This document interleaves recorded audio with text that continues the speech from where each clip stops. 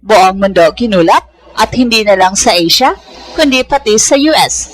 Isa na ang usapan, si Alexandra Ayala. Hindi na siya basta rising star, tinatawag na siyang phenomenon. At sa isang interview sa Surf, mismong mga big names sa tennis media ang naglatag ng titulo, The Pride of the Philippines. Pero ang mas matindi, hindi pa rin lubos maisip ni Alex kung gaano kalaki ang kinakatawan niya. At ayon pa sa kanya, doon niya unang naramdaman sa Australian Open sa Melbourne, yung pila ng mga fans, yung ingay, yung suporta. Para siyang napahinto, parang hindi makapaniwala. Parang may moment na hindi niya matanggap agad na hindi na lang ito tungkol sa kanya, kundi sa buong bansa.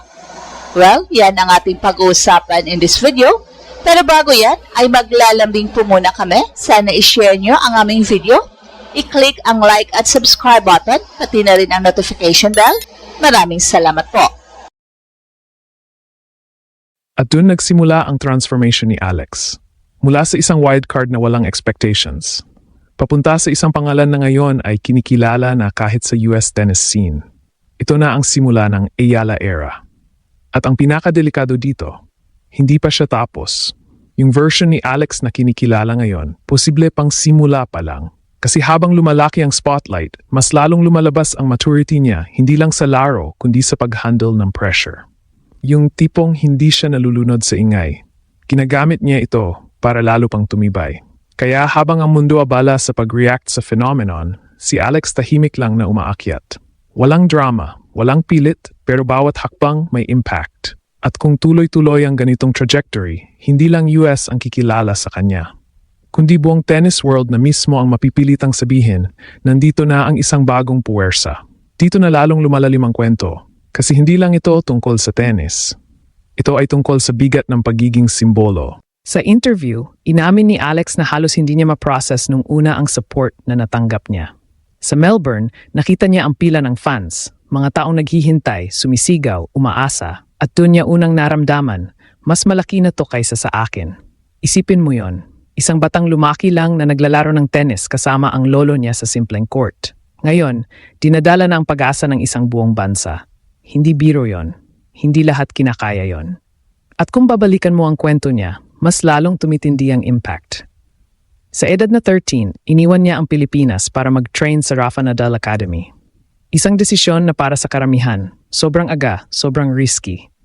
Pero para kay Alex, yon ang naging simula ng tunay na laban.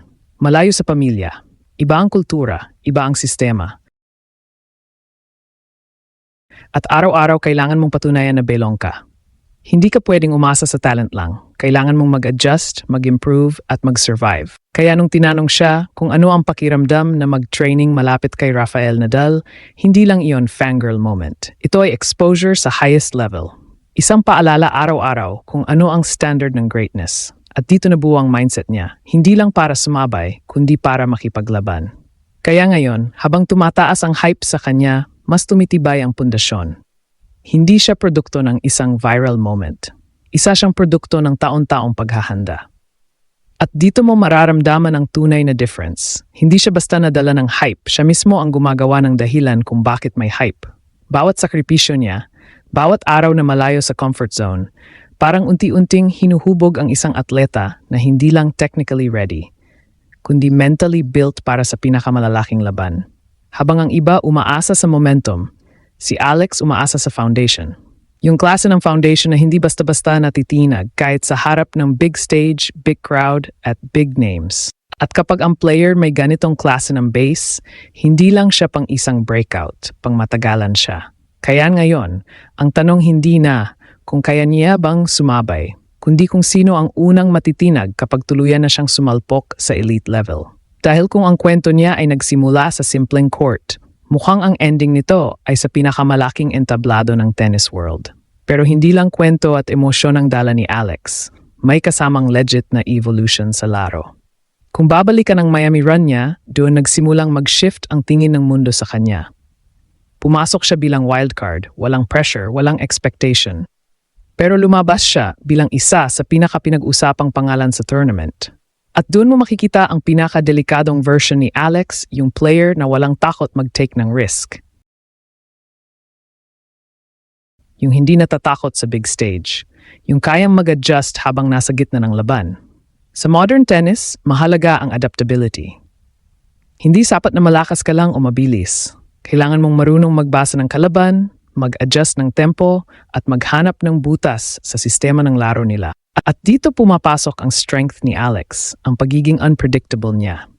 Hindi siya madaling basahin. Kaya niyang baguhin ang ritmo ng rally. Kaya niyang pahabain ang puntos kung kailangan o tapusin agad kung may opening. At kapag ganito ang style, nagiging problema siya kahit sa higher-ranked players. Habang ang ibang big names tulad ni Naomi Osaka ay may mga tanong tungkol sa future at sina Iga Swiatek ay nag-a-adjust sa coaching changes, may bagong narrative na nabubuo at kasama doon ang pangalan ni Alex. At sa panahon na nagbabago ang landscape ng tennis, ang pag-angat ng isang bagong contender mula sa Pilipinas, hindi na ito coincidence. Ito ay warning sign. At dito nagiging mas exciting ang susunod na kabanata. Kasi habang inaayos pa ng ibang top players ang kanilang sistema, si Alex tuloy-tuloy lang ang pag-build ng identity niya. Walang reset, walang pause. Parang bawat tournament, may bagong layer sa laro niya, mas matalino, mas precise, mas dangerous. At kapag ang isang player nagsimulang pagsamahin ang confidence at clarity sa court, doon siya nagiging unpredictable weapon. Hindi mo alam kung saan siya atake, kailan siya babanat, o paano niya babaliktarin ang momentum. At yan ang klase ng player na ayaw harapin ng kahit sino sa draw.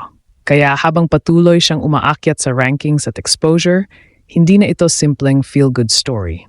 Ito ay unti-unting nagiging shift sa power structure ng women's tennis. At kung magtutuloy-tuloy ang ganitong trajectory, baka hindi na magtatagal bago ang dating wildcard ay maging isa na sa mga pangalan na iniiwasan ng buong tour.